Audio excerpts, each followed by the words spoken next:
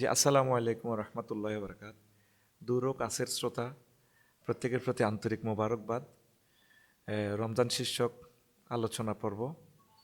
আর এছাড়া মিডিয়ার অনেকগুলো ভাইও এসেছেন।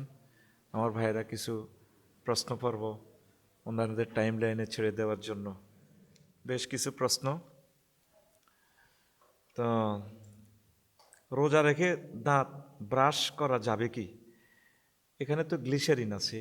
গ্লিসারিনের কারণে মুখে একটু জিহ্বাতে স্বাদ টেস্ট অনুভূত হয়, এই জন্য রোজাটা নষ্ট হবে। আগেই সেহরি খেয়ে আপনারা ব্রাশ করে নেবেন। ধন্যবাদ। সেহরি খেয়ে ঘুমালে কি রোজার ক্ষতি হবে? না, হবে না।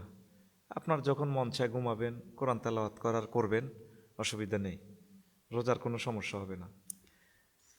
স্ত্রী কি স্বামীকে বাবু বলে ডাকতে পারে? না, সুন্দর একটা ভাষা দিয়ে ডাকবেন, প্রিয় বন্ধু বলে, বা যেভাবে দৃষ্টি আকর্ষণের জন্য যা যা বলার। বাবু তো ছোট্ট সোনামণিকে বাবু বলে। আবার হাজব্যান্ডের নাম ধরেও বলবেন না, এটা অপছন্দনীয়। আম্মাজি উম্মাহাতুল মুমিনিনগণ কোনোদিন রাসূল সাল্লাল্লাহু আলাইহি সাল্লামকে নাম ধরে ডাকেননি। ধন্যবাদ।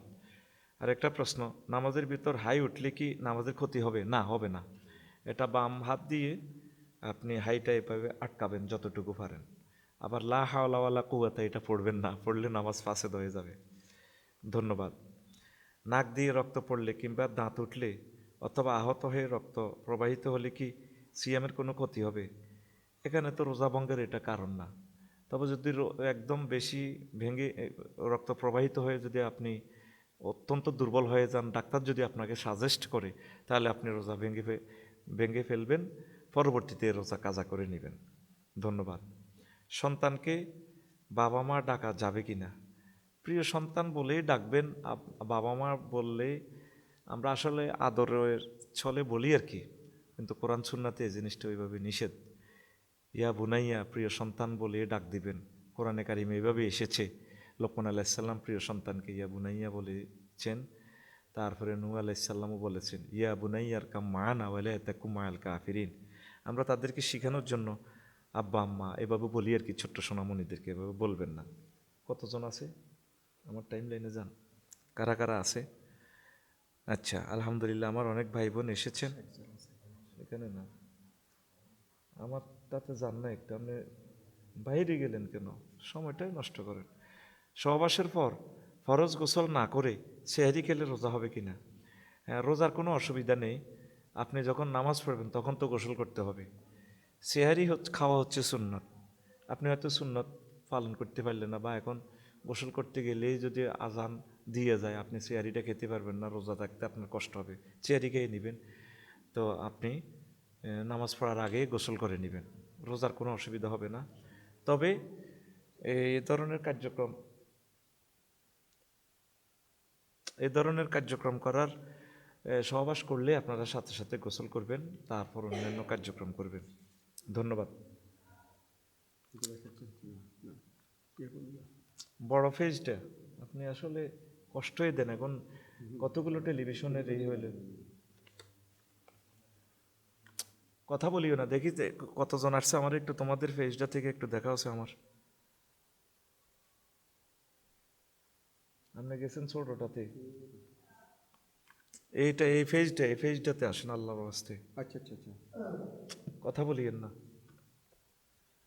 কত মাসের বাচ্চা নষ্ট করলে গুনাহ হয় না? 40 দিন পর রুহু আসে সাধারণত।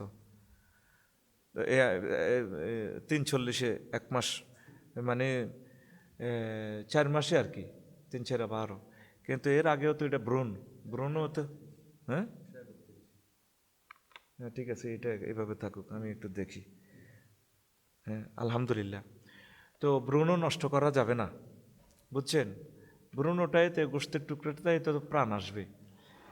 তবে যদি আল্লাহওয়ালা কোনো ডাক্তার ওইভাবে সাজেস্ট করে, আম্মাজির যদি মারাত্মক অসুবিধা হয়, আগের সন্তানের যদি দুধের অসুবিধা হয়, মারাত্মক স্বাস্থ্য ঝুঁকি থাকে, এটা আল্লাহওয়ালা একজন নেককার ডাক্তার, মুসলমান ডাক্তার যদি সাজেস্ট করে, তাহলে আপনি ওনাদের পরামর্শ মোতাবেক কাজ করা যাবে। তবে বাচ্চা কনসেপ্ট করলে আসলে আমার জানা মতে কোনো ডাক্তার বলবে না যে ভ্রূণ নষ্ট করো। ভ্রূণটাই তো জীব। যদিও অফিসিয়ালি রুহু আসবে 4 মাসে, কিন্তু এর আগে তো রুহ আসার সকল বডি সব কিছু বানিয়ে ফেলা হয়েছে। তো যারা জন্মবিরতিকরণের জন্য করবেন, এটা করেও কোনো লাভ নেই। মামিন নাসামাতিন কায়েনাতিন ইল্লা ওয়াহিয়া কায়েনা, সহিহ বুখারীতে এসেছে। এই যতগুলো প্রাণ পৃথিবীতে আসবে তা আসবেই। আপনি বাচ্চা নষ্ট করলেও আল্লাহর অশেষ রহমতে আল্লাহ বাচ্চা নিয়ে আসবেন। আপনি এটা করে গুনাহগার হবেন। হাসপাতালের ডাস্টবিনগুলোকে হাসর মাঠে যখন প্রশ্ন করবে ওয়াইজাল মাউদাতু সুইলাত বিআইয়ি জামবিন কুতিলাত, আল্লাহ এই ডাস্টবিনে জিজ্ঞেস করেন ডাস্টবিনে কতগুলো প্রাণ এখানে নষ্ট করেছে, ভ্রূণ নষ্ট করেছে।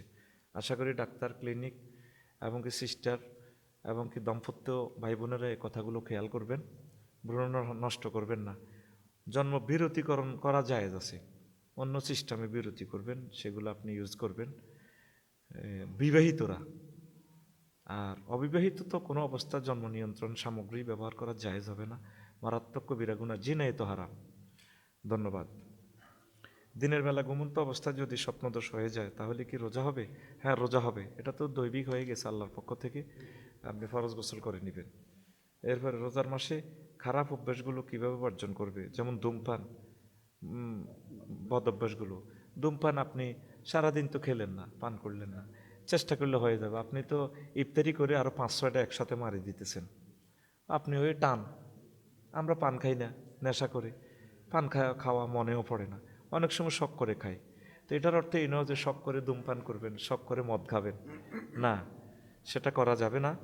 তো রমজান মাস হচ্ছে ধূমপান শেষ করার এবং ধূমপান, তারপরে এই পান খাওয়া, তামাক খাওয়া ইত্যাদি এগুলো থেকে আপনি নিজেকে সেভ করার একটা মোক্ষম ট্রেনিং পিরিয়ড। আশা করি সেটা আপনারা চেষ্টা করবেন প্রিয় বন্ধুরা। এরপরে প্রস্রাব করে পানি নাকি টিস্যু কোনটা নেওয়া জরুরি? ডিলা নেওয়া হচ্ছে সুন্নাত। তো ডিলা যেহেতু না, আপনি টিস্যু নিচ্ছেন, টিস্যু কোম্পানিও যদি ইউজ করেন সুন্নত আদায় হবে না। আল্লাহ রসুল সাল্লাল্লাহু আলাইহি সাল্লাম যা রেখেছেন সেটাই আপনাকে করতে হবে। তাসবিয়ায় মহল পবিত্র হবে। টিস্যু রাখলে, টিস্যু ইউজ করলে তাসবিয়ায় মহলটা ফাঁক হইল, তবে নবীর সুন্নাহ আদায় হইল না। তো আপনারা ডিলা ইউজ করার চেষ্টা করবেন।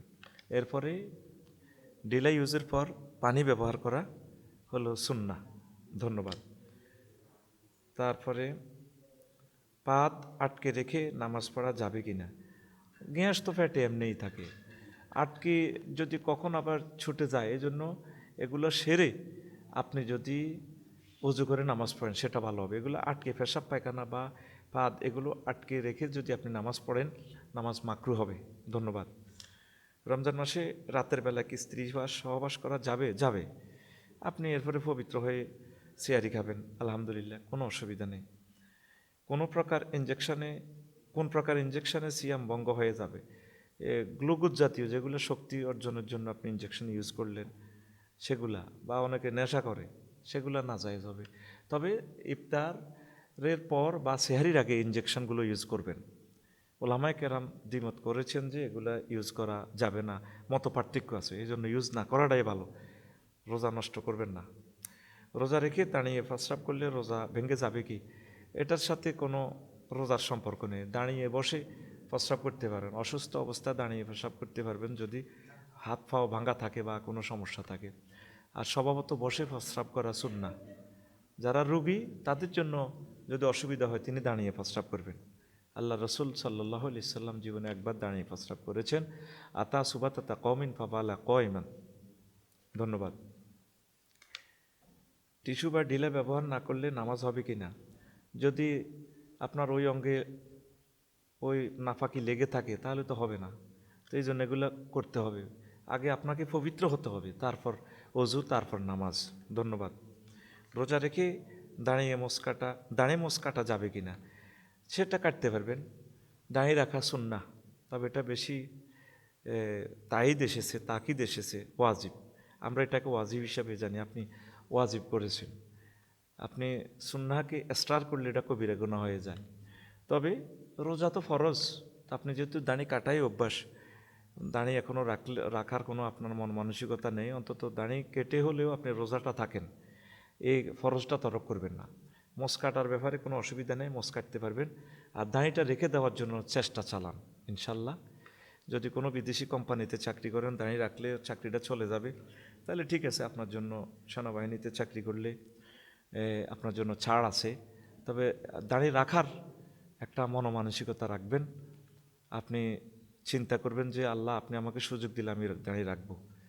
তো এই জিনিসগুলো এই ব্যাখ্যা সাপেক্ষ, তো এটা রোজার ক্ষতি হবে না। ধন্যবাদ। এরপরে রোজা না রেখে মসজিদে ইফতারি করালে কি গুনাহ হবে? না, রোজা রাখলেন না এটার গুনাহ হলো, কিন্তু ইফতারিতে দান করলেন, কাউকে ইফতারি করেন, সেটা সওয়াব হবে। বুঝছেন? সওয়াবের কোনো অসুবিধা নেই, রোজা না রাখার গুনাহ হলো। আচ্ছা প্রিয় বন্ধুরা, আমার প্রিয় ভাই বোনেরা অনেকেই আছেন আমার টাইম লাইনে, রোজা রেখে নখ কাটলে রোজা হবে কি না? আর নখ কাটতে পারবেন, রোজার কোনো অসুবিধা নেই। রোজা রেখে অজু করব, অজু করার সময় যদি পানি পেটে চলে যায় তাহলে কি রোজা ভেঙে যাবে? না, অনিচ্ছা সত্ত্বে যদি চলে যায় রোজা হয়ে যাবে, গড়গড়া করা যাবে না। বুঝছেন? এটা ভুলক্রমে চলে গেছে আর কি, সতর্ক থাকতে হবে। বুঝছেন? তবে এটার ব্যাপারে হলো ভুলক্রমে খেয়ে ফেললে সেটা আল্লাহ মাফ করে, রোজা হয়ে যাবে। কিন্তু এখানে ওলামায়ে কেরাম দ্বিমত। কেউ বলছেন যে রোজা ভেঙে যাবে, পরে এটারে কাফারা অনিচ্ছা সত্ত্বে, তবে গড়গড়া করা যাবে না। গড়গড়া আপনাকে তো নিষেধ, গড়গড়া করলে যদি পেটে পানি চলে যায় এই জন্য গড়গড়া করা যাবে না। এমনিতে দৈবিক কুলি করতেছেন, ঢুকে গেছে, তো অনেকে মত দিয়েছেন যে রোজা হয়ে যাবে। ধন্যবাদ, ইনশাল্লাহ। আচ্ছা, তা আর একটা কথা, আমার প্রিয় ভাই বোন যারা আছেন, আমি আপনাদের কাছে দরখাস্ত রাখি, কত পয়সা কত দিকে খরচ করেন এই আমার পবিত্র জুমার খুতবাটা আপনি মসজিদে দান করেন। হাদিয়া হচ্ছে 2120 টাকা ডাক খরচ সহ। আর একজনকে আমরা উমরা নেব, উমরা আমরা একজনকে বিজয়ী করব, মানে লটারির মাধ্যমে আর কি, কররাহ করে আমরা একজনকে নিব। আপনার গ্রামে যদি 5টা মসজিদ থাকে বা পুরা ইউনিয়নে যদি দিতে চান, শিল্পপতি কোটিপতি ভাইয়েরা আছেন, আপনার আব্বা আম্মার সাদগায়ে জারিয়ার জন্য এলম বিতরণ আপনি করেন।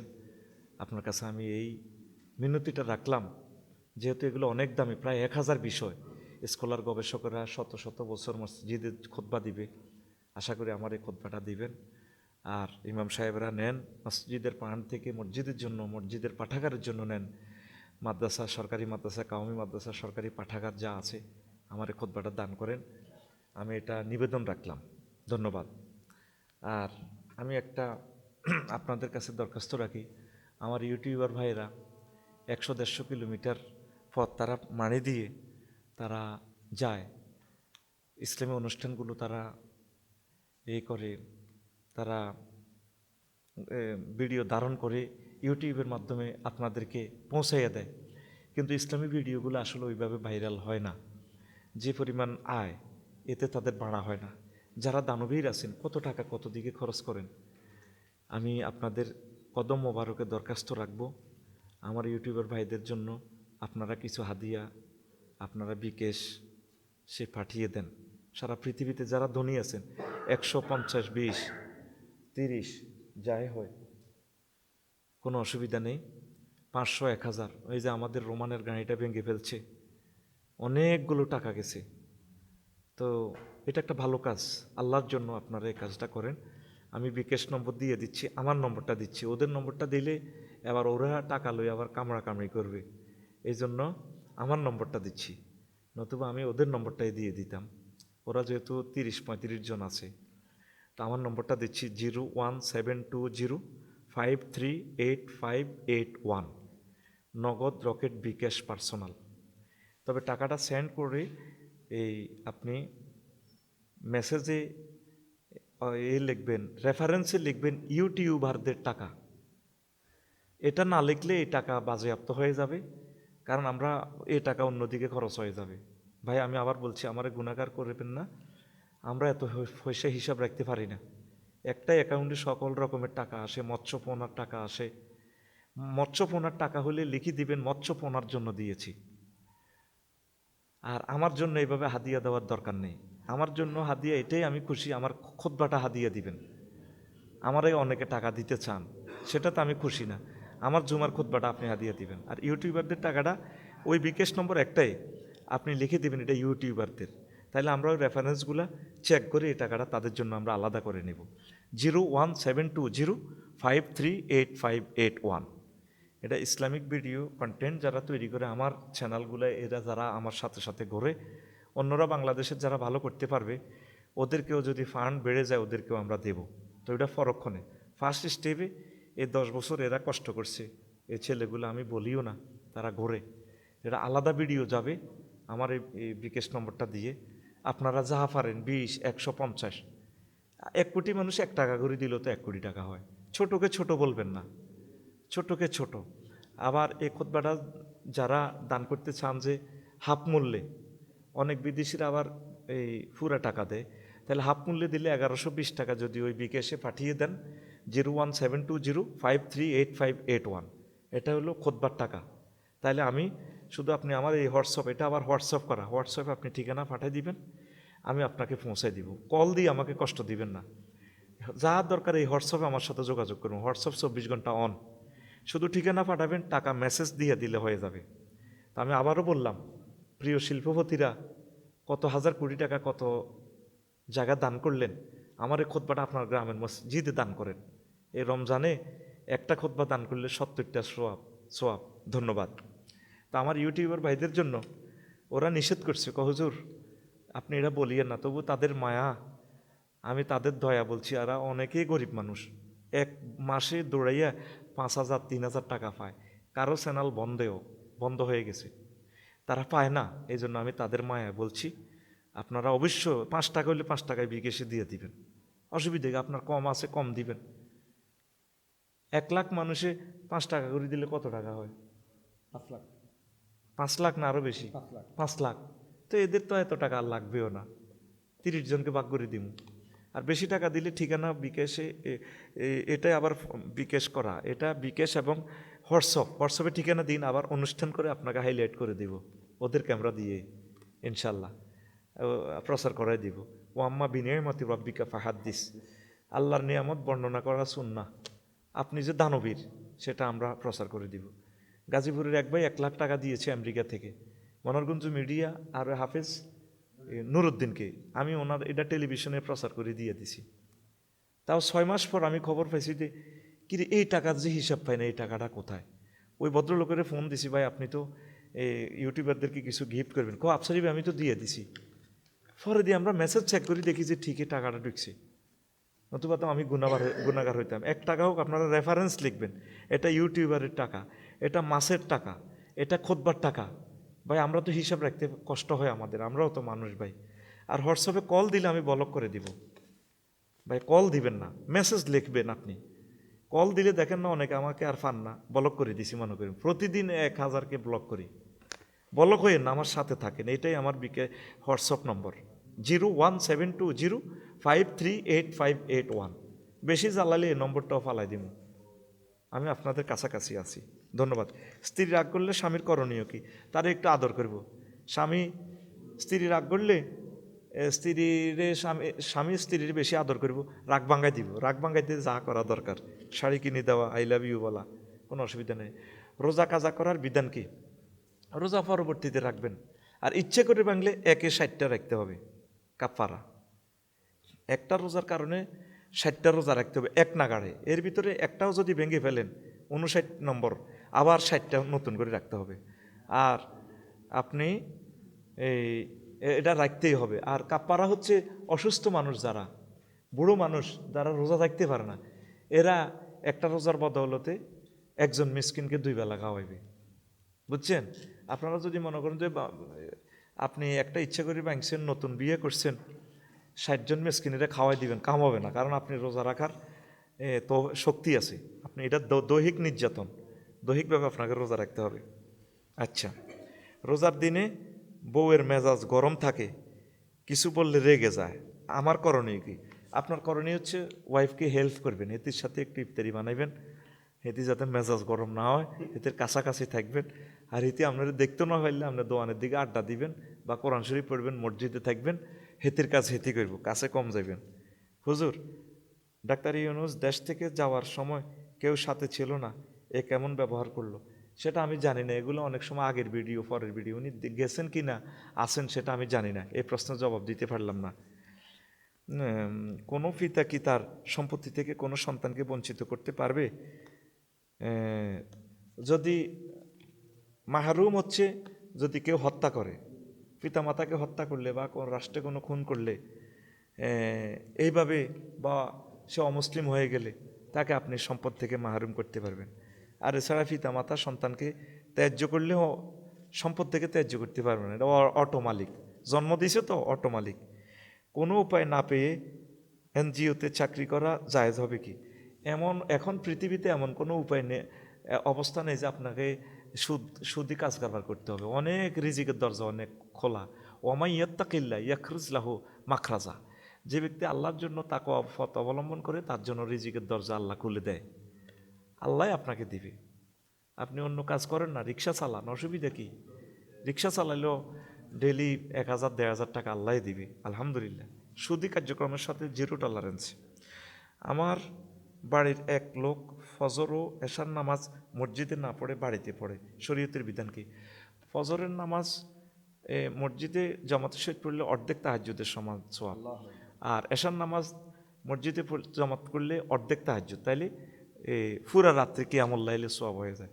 এখন উনি যদি ভয় করে, সমস্যা থাক, উনি বাড়িতে পড়বে।